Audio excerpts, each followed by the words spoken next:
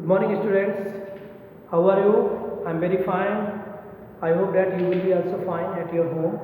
Student, today I'm going to teach the first chapter of the history, class 9, and first chapter is named French Revolution. आज हम French revolution में French जो topic पढ़ाने वाले हैं students, वो topic का नाम है French society during the late 18th century. आप इसका मतलब समझिए कि फ्रांस में क्रांति क्यों हुई, उसके रीजंस तो हम बाद में बताएंगे, बट फर्स्ट ऑफ ऑल हम ये देख लें कि फ्रांस की सोसाइटी किस तरीके की थी। फ्रांस की सोसाइटी में लोगों की रहने का आर्थिक, सामाजिक, धार्मिक, राजनीतिक, नैतिक क्या आधार था और क्या कमी रही होगी कि जिसकी वजह से फ्रांस में क्रांति हो गई। आप इस बात का अंदाजा लगा सकते हैं। ओके स्टूडेंट्स, देखिए ये आया है लेट 18th सेंचुरी। लेट का मतलब होता है आखिर में, लास्ट में। कैसे? जैसे कोई भी सेंचुरी 100 ईयर्स की होती है। अगर शुरू में वो मान लीजिए 21वीं शताब्दी है, 2110 में अगर कोई घटना होती है तो हम कहेंगे अर्ली 21 सेंचुरी, और यही घटना 2190-95 के आसपास होती है तो हम कहेंगे लेट 21 सेंचुरी, यानी कि 21 के लास्ट में, अंत में। तो यहाँ पर देखिए स्टूडेंट, अब हम पढ़ेंगे फ्रांस में क्रांति क्यों हुई। मैंने कल प्रीवियस वीडियो में एक बैकग्राउंड बना के दी थी अपने स्टूडेंट्स के लिए, और ये बताया था कि फ्रांस की सोसाइटी में लुई 16 का अराइवल होता है। लुई 16 वहाँ का राजा बनता है। ओके, 20 ईयर्स का था स्टूडेंट। वो एक डायनेस्टी से बिलोंग करता था, राजा रजवाड़े परिवार से संबंध रखता था। वो अपने टैलेंट या अपने दम पर राजा वहाँ का नहीं बना था, बल्कि वो टैलेंट अपने परिवार के दम पर बना था, यही उसका टैलेंट था। समझिए स्टूडेंट, लेकिन उसके क्रियाकलाप कितने अगेंस्ट होते चले जा रहे थे धीरे धीरे स्टूडेंट, कि फ्रांस में रहने वाले लोग उसके अगेंस्ट हो गए, उसके खिलाफ हो गए। क्यों खिलाफ हो गए?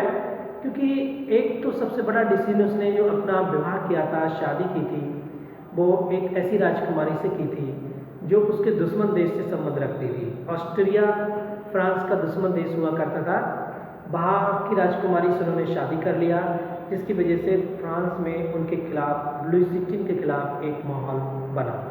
दूसरा, फ्रांस में टैक्स बहुत ज़्यादा बढ़ा दिया गया था। मेन ज़रूरत की चीज़ों पे टैक्स राजा ने इतना बढ़ा दिया था कि आम आदमी की ज़िंदगी बहुत ज़्यादा कॉम्प्लिकेटेड होती चली जा रही थी, बहुत संघर्ष वाली स्थिति से गुजरता चला जा रहा था। तो बहुत बड़ी संख्या में लोग टैक्स बढ़ाने से भी नाराज़ हो गए। तीसरा स्टूडेंट, कुछ उसके ऐसे एक्स्ट्रावेगेंट, मतलब फालतू के खर्च ऐसे होते थे राजा के कि अपने एक महल से दूसरे महल के लिए जाना और अपनी विलासता की चीज़ों पर, लग्जरी चीज़ों पे खर्च करना, शान शौकत की चीज़ों पे पैसा खर्च करना, सरकारी खजाना पूरा खाली हो गया।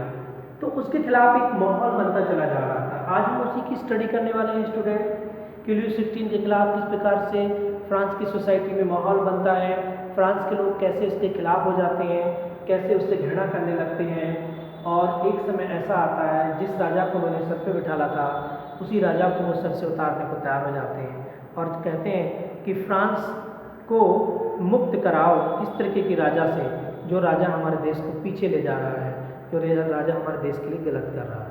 देखिए, अब हम आपको पढ़ाने वाले हैं कुछ पॉइंट्स को। मैं स्टूडेंट, मैंने सारे पॉइंट्स नहीं कराए, आप समझ सकते हैं। मैं लेक्चर बेस से ये सारे पॉइंट्स क्लियर करूँगा, 2-3 पॉइंट लिखा है, बाकी आप अपनी बुक को मेंटेन रखें, बुक को ओपन रखें, देखते रहें बुक से, ठीक है। देखिए स्टूडेंट, कह रहे हैं under Louis 16 France have the 13 American colonies to gain their independence from the common enemy Britain. देखिए, एक देश दूसरे देश का दुश्मन था।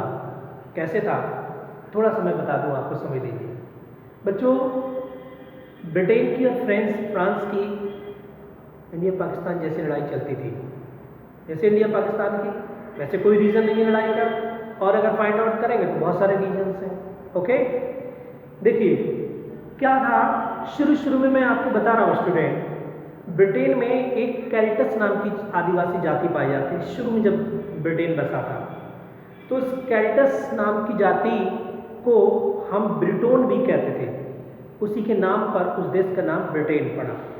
अब उस जाति पर अटैक करने के लिए फ्रांस की कई आदिवासी जातियाँ फ्रांस की वहाँ अटैक करती हैं और जब अटैक करती हैं तो वहाँ का शासन अपने अंडर में ले लेती हैं। तो ब्रिटेन की और फ्रांस की लड़ाई यहाँ से शुरू होती है और वो बहुत लास्ट तक चलती चली आ रही होती है। अब क्या होता है, ब्रिटेन ने अपना साम्राज्य दुनिया के तमाम देशों पे फैला दिया।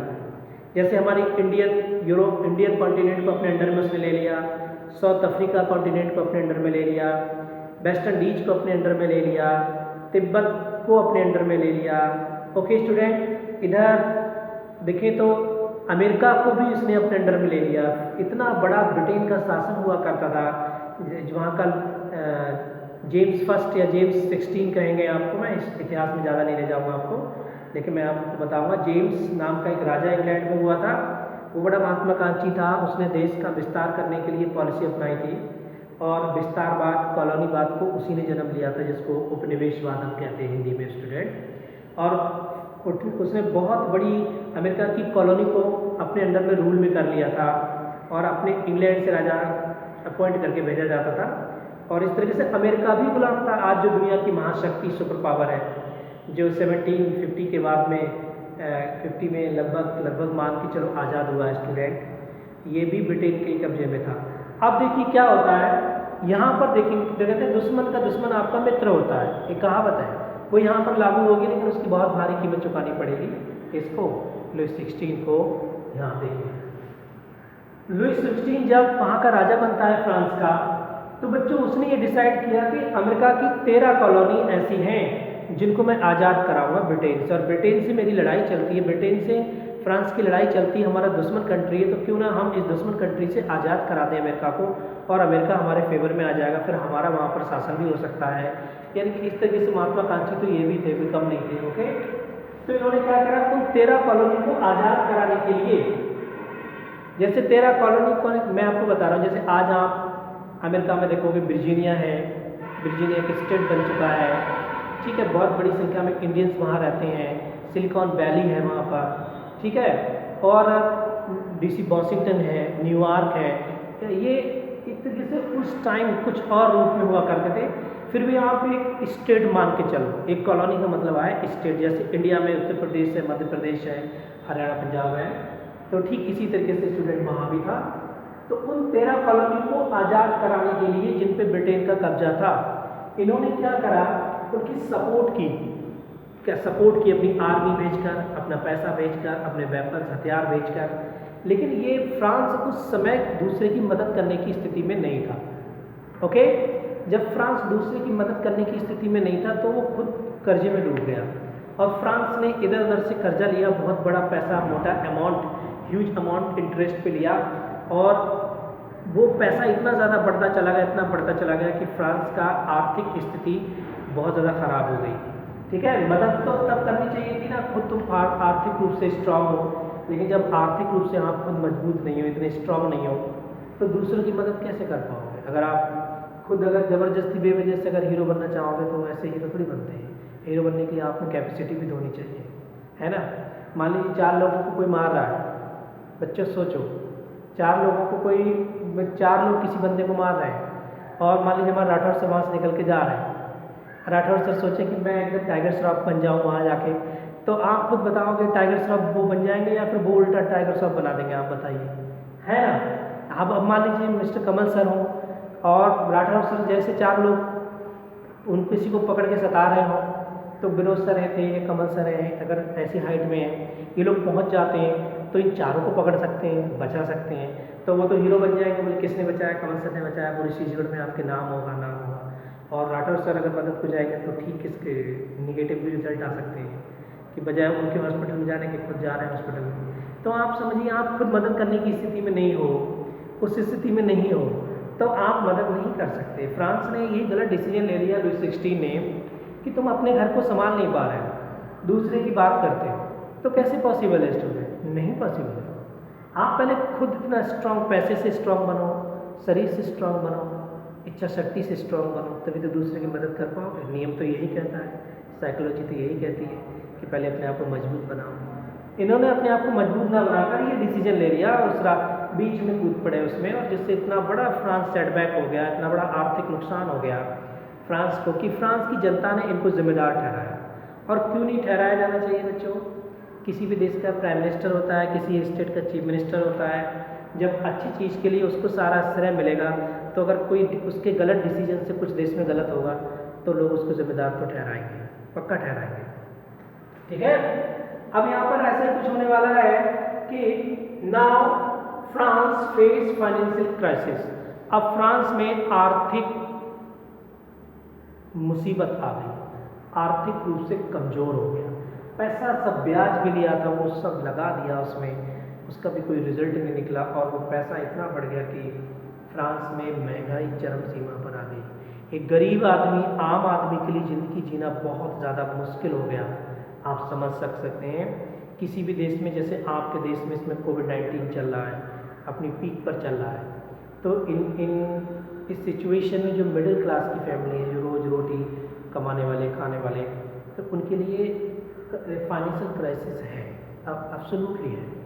ठीक है, चलो ये तो एक नेचुरल डिजास्टर है, एक तरीके से मानिए वर्ल्ड पैंडेमिक है, पूरी दुनिया में महामारी फैली हुई है, ठीक है, लेकिन वो जानबूझ के उन्होंने एक गलत डिसीजन से फ्रांस को फाइनेंशियली सेटबैक में पहुंचा दिया था।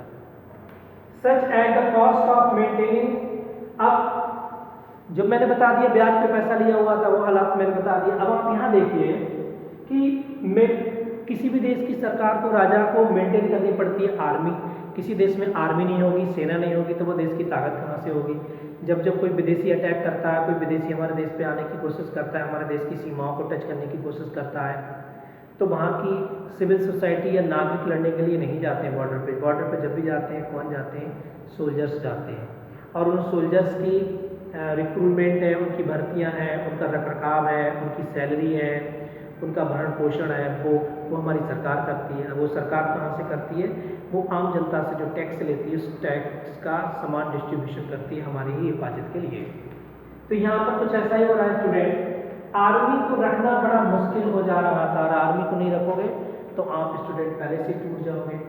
और किसी भी देश में कितनी भी प्रॉब्लम क्यों ना हो, लेकिन कुछ चीज़ें कंटिन्यूस चलती ही चलती हैं, ठीक है, उनका खर्चा सरकार को देना ही देना है। दूसरा, कोर्ट में जितने ऑफिसर्स होते हैं, चाहे वकील, गवर्नमेंट वकील सही, एडवोकेट, लॉयर या जजेस, और इतना बड़ा कोर्ट्स, तो उन सब का खर्च सरकार को देना होता है। तो फ्रांस की सरकार आर्मी को रख पाने में बड़ा मुश्किल का सामना कर रही थी, मुश्किल हालात का। कोर्ट को मेंटेन करना मुश्किल हो रहा था। और दूसरा देखिए, रनिंग गवर्नमेंट ऑफिसेस, जितने सरकारी ऑफिस होते हैं जिनसे फ्रांस चल रहा था, जिससे फ्रांस की गतिविधियाँ चल रही थी, सरकारी ऑफिस में पूरे देश के डॉक्यूमेंट्स का कलेक्शन होता है, फाइल्स होती हैं, सारा गजट्स होता है, तो वो सब ये बहुत ज़्यादा फेस कर रहे थे कि इनकी सैलरी कहाँ से दी जाए, क्योंकि एक तो पैसा ब्याज पे चल रहा था, दूसरा इन्होंने गलत जगह पैसा लगा दिया था, तीसरा इनका गलत खर्च था, चौथा इनको प्रशासन करना नहीं आ रहा था लुई 16 को। मतलब एक कमी नहीं थी, कई कमियाँ लुई 16 के अंदर थी। देखिए, आप दूसरा देखेंगे स्टूडेंट, ऑफिसर्स और द यूनिवर्सिटी।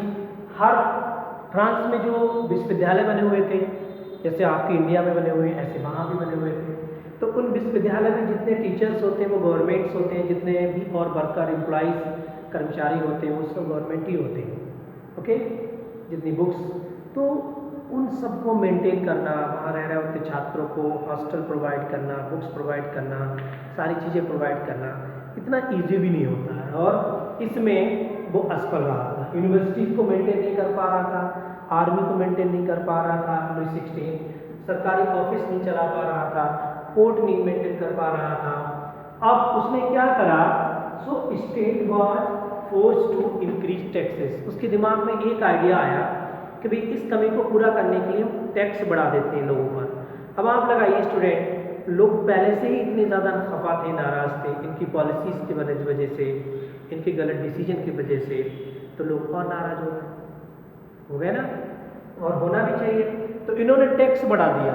अब जब टैक्स बढ़ा है तो देखो आप समझ सकते हो लोगों में आक्रोश, एक गुस्सा की भावना, एंटी इनकम्बेंसी, विरोधी लहर दौड़ गई राजा के प्रति। यानी कि थोड़ी बहुत जो मन में गुंजाइश रह गई थी राजा के लिए मन में, बट वो भी अब गुंजाइश सारी खत्म हो गई। क्यों खत्म हो गई? इसी वजह से खत्म हो गई लुई 16 कि हर गतिविधि जनता के खिलाफ होती चली जा रही थी। ओके, इस तरीके से student you can understand that all the activities of Louis 16 was against the common people because he was not very expert and skillful administrative. He was person who spent extra money and without caring what will happen today and tomorrow. And so the people of the France became very angry, and one day they collect one same place, they gathers, and the French Revolution take the place. एक दिन वो आता है कि France की क्रांति होने लगती है। देखिए स्टूडेंट्स, मैं एक चित्र आपको और दिखाना चाहता हूँ। स्टूडेंट देख लीजिए, किसी भी देश में अगर कोई हालात ख़राब होते हैं तो उसके पीछे कोई एक फैक्टर जिम्मेदार नहीं होता है, उसके पीछे कई पॉइंट होते हैं जो जिम्मेदार होते हैं, आप समझ सकते हो। और फ्रांस की सोसाइटी में जो मेन रूप से जिम्मेदार फैक्टर थे वो फैक्टर जानना बहुत ज़रूरी है बच्चों। वो ये था कि डिवीज़न ऑफ फ्रेंच सोसाइटी। एक तो राजा की कमियों की वजह से फ्रांस की क्रांति ने जन्म लिया। दूसरा, समाज का बंटवारा बड़ा गलत था, अच्छा नहीं था। बच्चों, वो बंटवारा अगर आज भी आपके देश में हो जाए तो हर कोई उस सामाजिक सोशल डिवीजन से खपा हो जाएगा। देखो हमारी सोसाइटी में किस तरीके से समाज को डिवाइड किया हमारे कॉन्स्टिट्यूशन ने, बहुत ही सही तरीके से, कि जनरल समाज, ओबीसी समाज, एससी समाज, एसटी समाज, माइनॉरिटी समाज यानी कि सामान्य जाति, पिछड़ी जाति, अनुसूचित जाति, अनुसूचित जनजाति और अल्पसंख्यक वर्ग, और सभी के लिए हमारे कॉन्स्टिट्यूशन में इक्वल राइट दिए गए हैं। सबका डिवीज़न इतना सोच समझ के किया गया है कि समाज के किसी भी वर्ग का शोषण ना हो, एक्सप्लॉइट ना हो, और कोई दूसरा वर्ग विशेष अधिकार ना पाए। हर वर्ग को एक इक्वल बेस में रखा गया है। देखिए इंडियन कॉन्स्टिट्यूशन को, लेकिन ये बहुत समय पहले की बात है, आज की नहीं है। उस समय समाज इस तरीके का रहा था, देखो, जिसकी वजह से भी एक सोशल डिवीज़न हुआ। समाज का ये जानना बहुत ज़रूरी होता है, किसी भी समाज में अगर समाज बट रहा है तो क्यों बट रहा है। देखिए फ्रांस का समाज बच्चों 3 भागों में बटा हुआ था। मेन रूप से समझिए आप, 3 भागों में बटा हुआ था। फर्स्ट स्टेट, पहला भाग फ्रांस का क्या था? क्लर्जी। क्लर्जी कहते हैं पादरी लोग। पादरी समझते होंगे, जैसे आपके मंदिरों में पुजारी होते हैं, मस्जिद में मौलाना साहब होते हैं, गुरुद्वारे में बाबा होते हैं, ऐसे ही चर्चेज में क्लर्जीमैन होते हैं। देखो आपको जान के बड़ी हैरानगी होगी, अगर मैं ऑफलाइन आपको पढ़ा रहा होता तो कुछ और बताता, लेकिन समय कम है, फिर भी मैं आपको कोशिश करूँगा। जो वेस्टर्न कंट्रीज हैं, यूरोपियन कंट्रीज हैं, चाहे फ्रांस हो, इंग्लैंड हो, पोलैंड हो, आयरलैंड हो, बच्चों ये पहले चर्च से चलते थे। चर्च से मतलब आया, चर्च में जो पुजारी होता था वो ऐलान करता था और समाज उसी के नियम कायदे कानून को मानता था।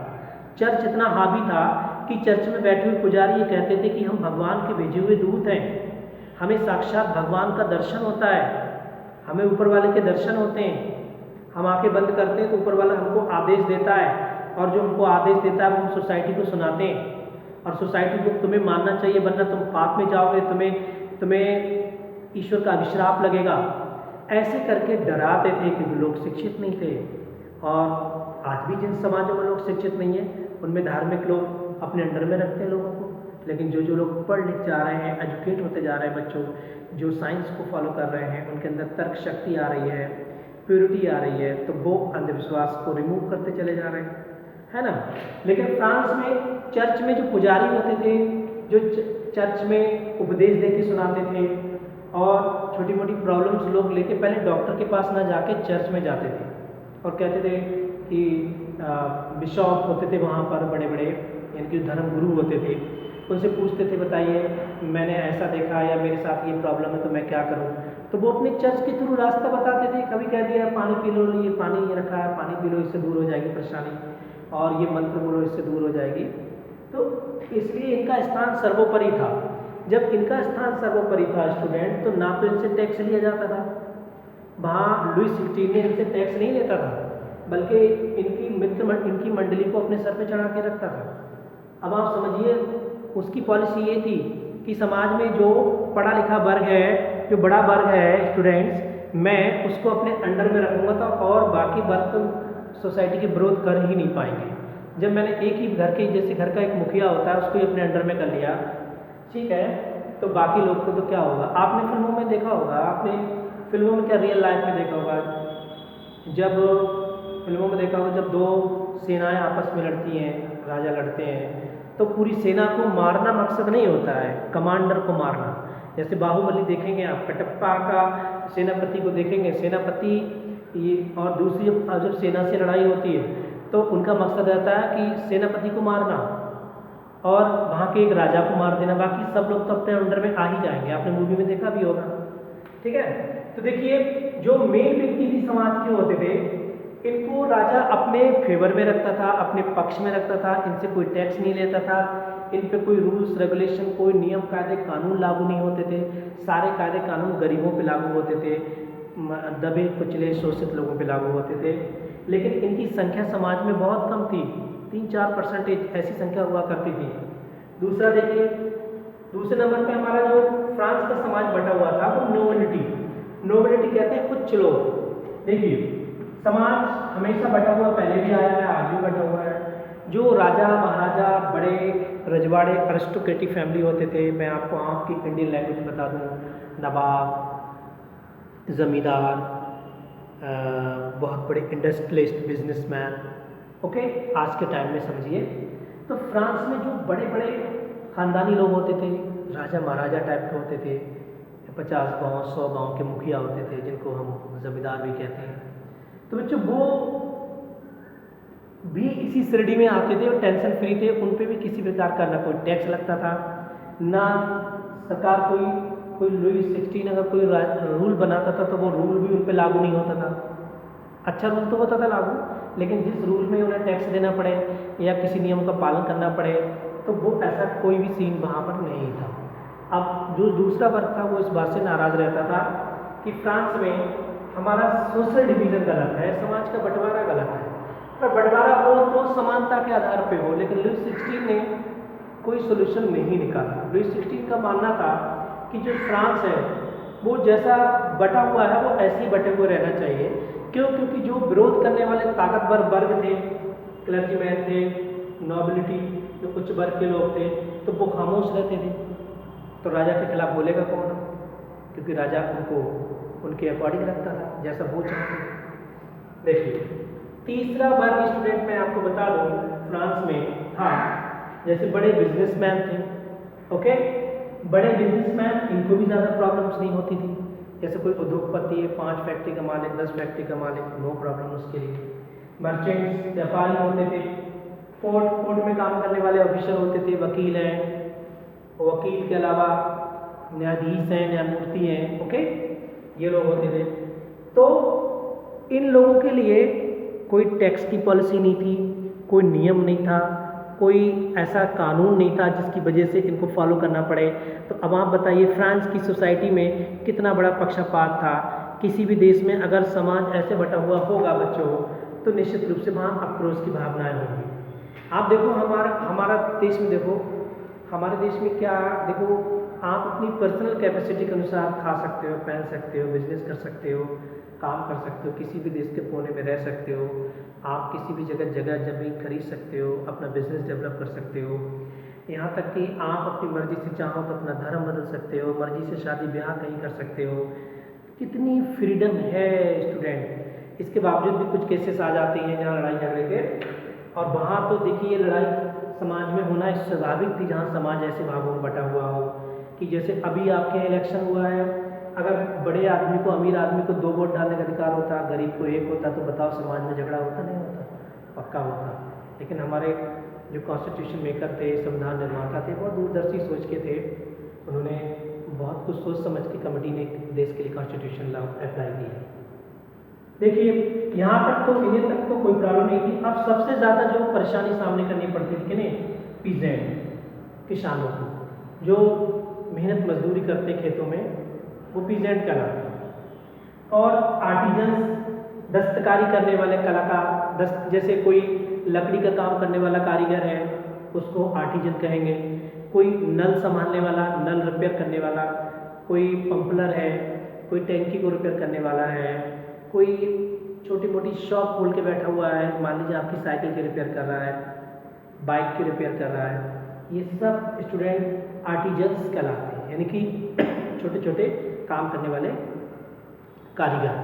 ओके, तो इन लोगों पर सारे कानून लागू होते थे, सारी नियम पद्धति यहाँ लागू होती थी, इन तीनों पे नहीं होती थी लागू। ओके, स्मॉल पीजेंट, वो देखिए पीजेंट में भी दो तरीके के किसान होते हैं, एक होते हैं थोड़े अमीर होते हैं, एक होते हैं बिल्कुल गरीब होते हैं। लैंडलेस जिन पे बिल्कुल ज़मीन नहीं है, लेबर जो केवल मजदूरी के काम पे, सर्वेंट जो केवल मजदूर हैं। तो ऐसे लोगों के लिए फ्रांस की सोसाइटी में किसी तरीके का कोई वजूद नहीं था। स्टूडेंट मैं आपको बता दूं, एक आंकड़ा बता दूं, अगर आप देखोगे आंकड़ा, देखिए फ्रांस में क्रांति होती नहीं, क्यों हुई? उसके पीछे बहुत कॉम्पैक्ट रीज़न है, बड़ा एक ठोस कारण है, वो मैं आपको बता दूँ।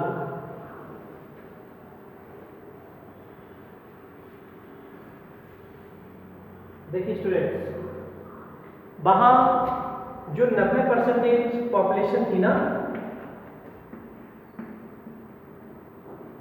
90% पॉपुलेशन वो गरीब थी, पॉवर्टी लाइन से नीचे वाली थी।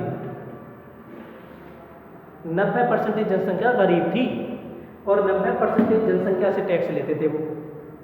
तो ये 90% जनसंख्या राजा के अगेंस्ट रहती थी, उनके खिलाफ रहती थी, और 10% जनसंख्या उस समाज की थी जो अभी मैंने आपको बताया, जैसे क्लर्जीमैन थे, नोबिलिटी वर्ग के थे, अरिस्टोक्रेसी थे, संभ्रांत परिवारों के लोग थे, और दूसरा आप समझ सकते हो बड़े बड़े बिजनेसमैन थे, ट्रेडर्स थे, मर्चेंट्स थे, कोर्ट में काम करने वाले ऑफिसर्स थे। तो इन लोगों के लिए कोई 10% लोग तो चाहते थे लुई 16 ही रहे, लुई 16 को ही अपना हीरो मान रहे हैं, बट 90% लोग लुई 16 के खिलाफ हैं। क्यों खिलाफ है? क्योंकि सारी पॉलिसीज इन पे लागू हो रही हैं और 10 पे लागू हो नहीं रही हैं। तो इस वजह से बच्चों फ्रांस में क्रांति हुई, और फ्रांस की क्रांति के बहुत सारे रीजन्स मैं जब आपको राइट कराऊंगा तो दूंगा। ओके, तो now you can understand that the chapter is going to end this, sorry, not the chapter, but this topic is going to end, and next video I will teach you the next topic. I hope that every student will understand very easily, because my teaching method is not very complicated. I have taught you in my simple language, and you can do a lot of at your work, and practice make you perfect. So student, during the lockdown period, don't forget your college is off, but your study is not off. Okay students, so do the study, and love your parents, and be positive, be happy. Thank you, have a nice day.